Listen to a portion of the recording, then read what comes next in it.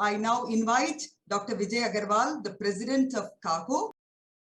I would say a landmark events where all of them are looking to join. We started with a humble beginning of, I think, just a handful of members, and today we can boast of more than 1,000 members who are individual quality professionals and more than 300 hospitals who are our institutional members.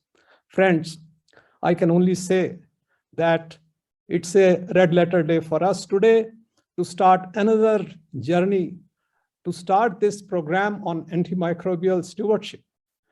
Now, just to introduce this program, I thought, let me borrow the words of Dr. Hanan Balkhi, who in 2019 had introduced a toolkit by WHO on this program. What he wrote was, I thought, can touch your heart. He says that on any given day, in a given country, a mother comes into a healthcare facility when her child has a high fever, hoping that the child will get effective treatment and be cured. With increasing rates of antimicrobial resistance, treatment options diminish and our hopes may be dashed if the bacteria have become resistant and available antibiotics no longer work.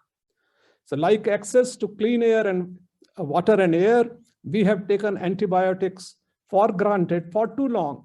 And since the discovery of penicillin in 1928, antibiotics have significantly improved global health.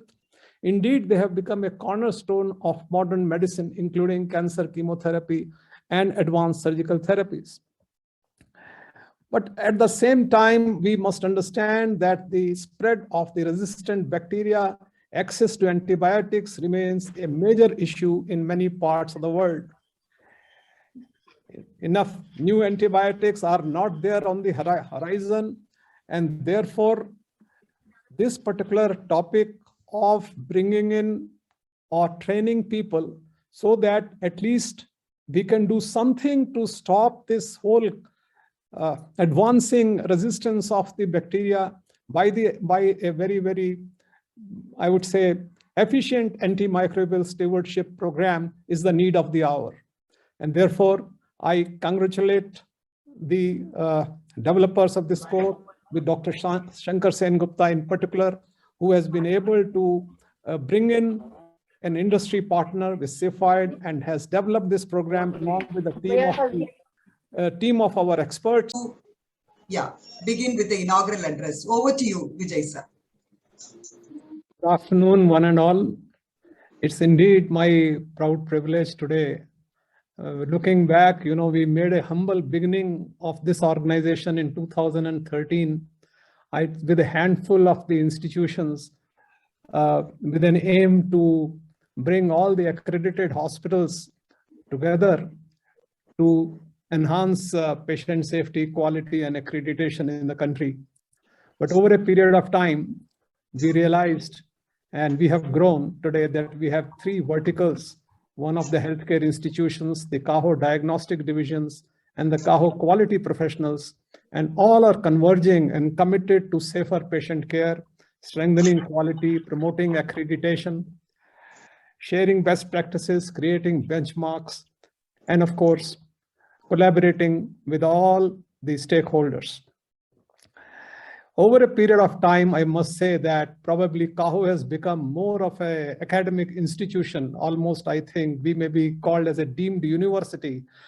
We have already launched in a very short time 24 training programs over a period of time, 7 self-paced learning programs, including 2 international self-paced programs. We have masterclass series and CAHO diagnostic education series, quality education series, you name something. And I think we can be very proud of the kind of the capacity building and the educational programs that we have been able to launch. Now, all this, I can say, friends, would not have been possible without our philosophy to collaborate. We have really treasured and nurtured, I would say, even our industry participation, which is started with 3M, Shulke, Cholamandalam, IBHAR, Skills for Med, Center for Quality Initiative, and now to add to that list, Cepheid. Today, we are launching a program with them. Then, of course, we had institutional partners, whether it was right from, we were very lucky to be partnering even with ISQA. We are going to launch a fellowship program with ISQA, which is a red letter day, I think, when that decision was taken.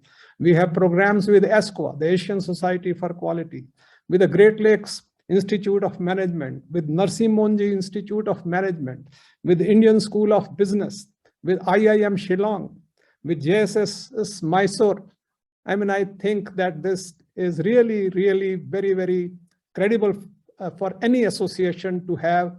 Then, of course, the professional associations, whether it is AHPI or the Society of Emergency Medicine or Critical Care Medicine, or Indian, our specialty organizations like that of IAP, RCOG. I don't think I can be mentioning all of them.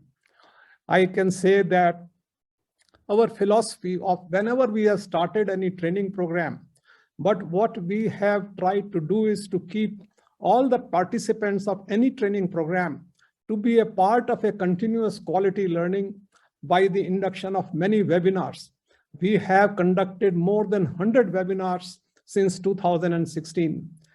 And of course, our events, which are our annual events, which are KahoCon, KahoTech, and now Kaho LabCon, I feel that this program will be a grand success, and I hope and wish that we should be able to make an impact on this particular, in this particular field, which is the need of the hour. So thank you very much, and over to Lalu. Thank you very much, sir, and well said. It's been a journey at Kaho, and as you rightly said, we are almost becoming a deemed university with the help of all our partners, and really thankful that all of you could join today to witness another important landmark for Kaho. And it has come at the right time when NMC has brought out a notification, and that's a welcome change to at least instruct the teaching medical college hospitals to have an antimicrobial stewardship committee apart from the hospital infection control committee. So we all know the importance of this stewardship program in our own healthcare organizations and the difficulty in establishing such programs. So I really appreciate the entire team that sat through. It's been months of hard work under the leadership of Dr. Shankar Sen Gupta.